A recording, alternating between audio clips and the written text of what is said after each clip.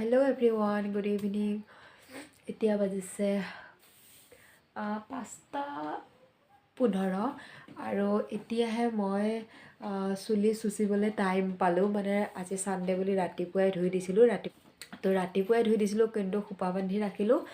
কাম বন কৰি মেলি থাকিলোঁ যে, তো চুলিখিনি মানে চচাও নহ'ল আৰু মানে কি মেলিও নথলোঁ যে, তিতাই হৈ থাকিলে। এতিয়াহে মই চুলিখিনি চুচি পেলাই মেলি দিছোঁ।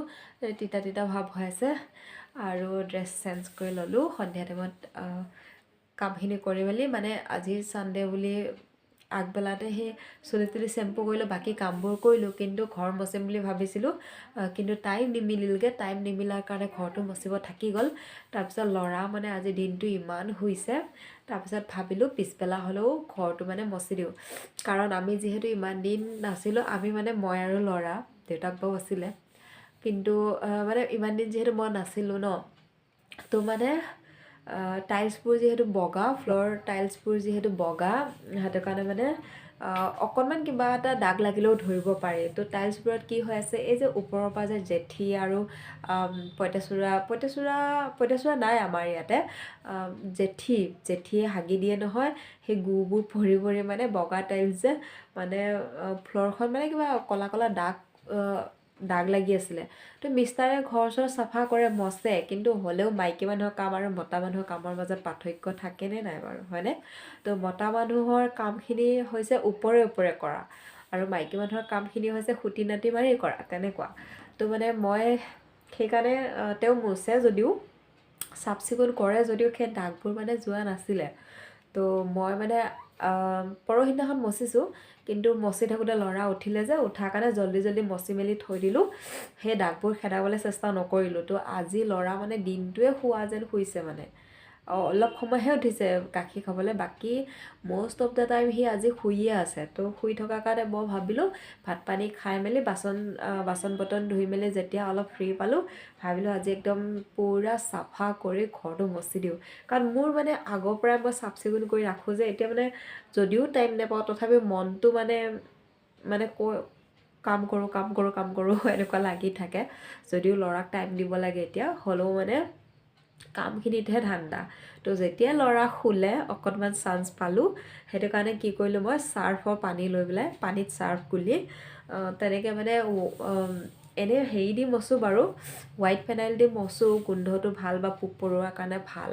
কিন্তু ক'লা দাগবোৰ যাব হ'লে চাৰ্ফ দিলে যায়। সেইকাৰণে মানে মই পানীত চাৰ্ফ অকণমান গুলি লৈ, তাৰপিছত ষ্টিকডালেদি ধুনীয়াকৈ ঘঁহি ধুনীয়া মানে একে ক্লিন কৰি দিলোঁ মানে, আৰু অলপো দাগ নাই, তেনেকৈ মচিলোঁ। তাৰপিছত মচি মেলি সেইবোৰ কৰি থাকোঁতে দেৰি হ'ল যে, সেইকাৰণে চুলি তুলি আঁচোৰা নহ'ল। এতিয়াহে চুলি আঁচুৰি মেলিছোঁ অকণমান। তাৰপিছত ল'ৰা এতিয়াও আকৌ শুইছে, অকণমান সময়ৰ কাৰণে উঠিছিল, আকৌ শুইছে। আৰু দুটামান বস্তু আপোনালোকক দেখাওঁ দে, আমাৰ ল'ৰাই গিফ্ট পাইছে। তো গিফ্ট পোৱাৰ কাৰণে দেখাওঁ। মোবাইলটো মই অকণমান দূৰত থৈ লওঁ, যিহেতু মই ষ্টেণ্ডডাল মৰিগাঁৱতে এৰি থৈ আহিলোঁ, গতিকে এতিয়া কিবা দেখাব হ'লে এনেধৰণে দেখাব লাগে। ল'ৰাৰ হৈছে ঠাণ্ডা গৰম কাপোৰ, এয়া এযোৰ টুপি থকা, এয়া এযোৰ, তাৰপিছত আৰু এযোৰ, এয়া এযোৰ উল্টা কৰি দেখাইছোঁ এযোৰ মই। তো এযোৰ দুইযোৰ কোৱালিটিটো ছেমে হয়, কিন্তু মানে কালাৰকেইটা বেলেগ বেলেগ, এনে কোৱালিটিটো ছেমে হয়। আৰু কাপোৰকেইযোৰ যে ইমান ডাঠ, 3 দিন হ'ল মই ধুই দিয়া, কাৰণ যিহেতু দোকানৰ পৰা অনা কাপোৰ, আৰু এতিয়া বেবী স্কিনটো একদম যিহেতু কোমল, সেইটো কাৰণে নোধোৱাকৈ মই একো বস্তুৱে নিপিন্ধাওঁ যেনিবা তাক। তো মানে বেবী ডিটাৰজেণ্ট আছে যে, বেবী ডিটাৰজেণ্ট দিয়ে ধুওঁ বাৰু, ডাঙৰ মানুহৰ চাৰ্ফ দি কাপোৰ নুধুওঁ। সেইটো বমটামৰ এটা বেবী ডিটাৰজেণ্ট আনিয়ে লৈছোঁ মই, সেইটো দিয়ে তাৰ কাপোৰ ধুওঁ। তো চৰ্দি যে হৈ আছে, ভাল হোৱা নাই, সেইকাৰণে মাতটো মানে এনেকুৱা হৈ গৈছে। তো মানে এই দুযোৰ কাপোৰ যে মই ধোৱা 3 দিন হ'ল, আজি শুকাইছে 3 দিনৰ মূৰত। ৰ'দটো লাগে ভালকৈ, চুকাই ৰ'দটো, হ'লেও মানে কাপোৰকেইযোৰ ইমান ডাঠ, শুকাবলৈ টাইম লাগিলে। আৰু ইয়াৰে এযোৰ দিছে জেঠায়েকে, মানে মোৰ বা নহয়, মিষ্টাৰৰ বাই, মানে জেঠায়েকে দিছে এযোৰ, আৰু এযোৰ দিছে পেহীয়েকে। দুইযোৰ একে, কালাৰকেইটা বেলেগ আৰু কোৱালিটিটো একে হয়, কিন্তু কাপোৰকেইযোৰ খুব ধুনীয়া ডাঠ।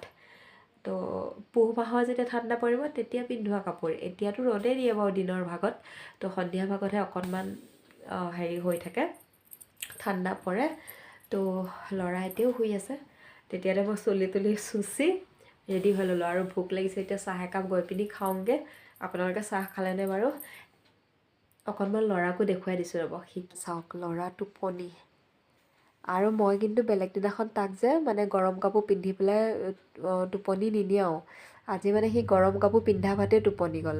মাত্ৰ এই টুপিটো খুলি দিলোঁ, টুপিটো কাৰণ পেহীয়েকে লৈ আছিলে, লৈ থাকোঁতেই তাৰ টোপনি লাগিলে, সেনেকৈ টোপনি গ'ল নহয়। গৰম কাপোৰ পিন্ধাই বাহিৰত লৈ গৈছিলে, তেনেকৈ টোপনি যোৱাৰ কাৰণে কাপোৰ চাপোৰ খুলি থাকিলে আকৌ সাৰ পাব যে, সেইটো কাৰণে মানে এনেকৈয়ে খুৱাই থৈ দিলোঁ আৰু। সাৰ পালে কাপোৰ খুলি দিম বাৰু। কিন্তু তাক সেয়া গৰম কাপোৰ পিন্ধাই পেলাই শুৱাই নথওঁ। ৰাতি সেই কটনৰ হাত দীঘল পেণ্ট চোলা পিন্ধাওঁ, কিন্তু গৰম চুৱেটাৰ বা তেনেকুৱা পিন্ধাই শুৱাই নথওঁ। মানুহে কয় পিন্ধাব নালাগে, গৰম কাপোৰ পিন্ধাই শুৱাই থ'ব নালাগে বুলি। আপোনালোকে জনাবচোন সঁচা নে মিছা কথাটো। সেইকাৰণে মই নিপিন্ধাওঁ আৰু মোজাও পিন্ধাই থওঁ বেলেগ টাইমত, কিন্তু ৰাতি হ'লে খুলি দিওঁ। কাৰণ সৰু পোৱালি গাটো এনেও গৰম, গতিকে আৰু ব্লেংকেট চিলেংকেট যিহেতু জাপাই থাকে ৰাতি, গতিকে আকৌ যদি গৰম কাপোৰবোৰো পিন্ধাই থওঁ, একদম স্পেচ নোহোৱা কৰি থ'ব নালাগে বুলি মই এবাৰ তাক মানে 3 মাহৰ নে 1.5 মাহৰ ইনজেকশ্যন দিব নিওঁতেও তেতিয়াও মানে নাৰ্ছে কৈছে যে একদম পূৰা মই মানে বেছিকৈ কাপোৰ দি পিনি দিছিলোঁ যে তাক, তেতিয়া কৈছে ইমান সোপা কাপোৰ দি আনিছে, সৰু পোৱালি গাটো এনেও গৰম, ইমান কাপোৰ দি পিনি নাৰাখিবা, এনেকৈ বুলি কৈছে। আৰু তেতিয়া অলপ স্পেচ ৰাখিব লাগে, মানে অলপ হাৱা বতাহ যাতে সিহঁতৰ গাত লাগে, তেতিয়া সিহঁতৰ টেম্পাৰেচাৰটো ঠিকে থাকে, এনেকৈ বুলি কৈছিল আৰু। তো সেয়া গৰম কাপোৰ পিন্ধাই নোখোৱাওঁ বাৰু, কিন্তু এতিয়া লৈ থাকোঁতে টোপনি যোৱাৰ কাৰণে তেনেকৈ শুৱাই থ'লোঁ। সাৰ পালে খুলি দিম বাৰু। সেয়া এইপিনে চাওক, ফ্ল'ৰটো দেখিছেনে পূৰা ক্লিন হৈ আছে, মোৰ মেহনত এয়া পূৰা ঘঁহি ঘঁহি চাফা কৰিছোঁ আজি। তো সেয়াই মানে মোৰ মেহনত অলপ দেখালোঁ আপোনালোকক, কিমান মেহনত কৰিও ফ্ল'ৰখন চাফা কৰিছোঁ আজি। সেইদিনাখন মচিছিলোঁ যদিও ল'ৰা উঠাৰ কাৰণে ওপৰে মচিলোঁ, আজি ভালকৈ মচি দিলোঁ যিহেতু সি বহুত সময় শুলে, টাইম পালোঁ সেইকাৰণে। আৰু যোৱাকালি ৰাতি 9:30 তেতিয়াও মই চাফা কৰিছোঁ। এই ৱাৰ্ড্ৰপটো দেখিছোঁ, ৱাৰ্ড্ৰপ চাফা কৰিছোঁ, তাৰপিছত এই ওপৰত যে দেখিছে ফটো আছে, ফটোবোৰ চাফা কৰিছোঁ, হেলমেটটো চাফা কৰিছোঁ, এইপিনে ড্ৰেছিং চাফা কৰিছোঁ, এইপিনে আলনা ফ্ৰিজ চব চাফা কৰিছোঁ কালি ৰাতি 9:30। কাৰণ এতিয়া বৰ্তমান সময়ত, আগতে কি হয় দিনতে কামবোৰ কৰা যায়, এতিয়া যিহেতু ল'ৰাৰ লগতো টাইম দিব লাগে, গতিকে যেতিয়া সি শুই দিন ৰাতি বুলি কথা নাই আৰু তেতিয়া চাফা কৰোঁ। আৰু ৰাতিৰ সাঁজ যিহেতু বিস্তাৰে বনালে আৰু ল'ৰা শুই গ'ল যিহেতু মই অকণমান টাইম পালোঁ, সেইটো কাৰণে ভাবিছোঁ তেতিয়া ৰাতি হ'লেও তেতিয়াই চাফা কৰি লওঁ বুলি। বিস্তাৰে কৈছে এই ৰাতিখন বাৰু তুমি কেলৈ এইবোৰ চাফা কৰি থাকিব লাগে বুলি কৈছে। তাৰপিছত মই তেওঁক কৈছোঁ এতিয়া যিহেতু ল'ৰা আছে, গতিকে যেতিয়া টাইম পাওঁ, ৰাতি দিন বুলি কথা নাই, তেতিয়াতে চাফা কৰিব লাগিব। যদি দিনত কৰিম বুলি থাকোঁ তেনেহ'লে চাফ চিকুণটো নহ'বগৈ আৰু। আকৌ মিষ্টাৰে আকৌ কয় চাফ চিকুণটোতকৈ ল'ৰাক বেছি গুৰুত্ব দিবা আকৌ, কাৰণ চাফ চিকুণ দুদিন লেতেৰা হৈ থাকিলে একো নহয়, কিন্তু ল'ৰাক অকলে নেৰিবা বোলে, তোমাৰ চাফ চিকুণৰ কামৰ কাৰণে ল'ৰাক এৰি নিদিবা। তো বাছ আজি ভিডিঅ'টো ইমানখিনি, বাই। আমাৰ ভিডিঅ'বোৰ কেনেকুৱা লাগে জনাব। যিসকলে ফ'ল' কৰা নাই পেজটো ফ'ল' কৰিব, লাইক কৰিব, শ্বেয়াৰ কৰিব আৰু কমেণ্ট কৰি জনাব আমাৰ ভিডিঅ'বোৰ কেনে লাগে। বাই, লাভ ইউ অল, শুভ সন্ধিয়া।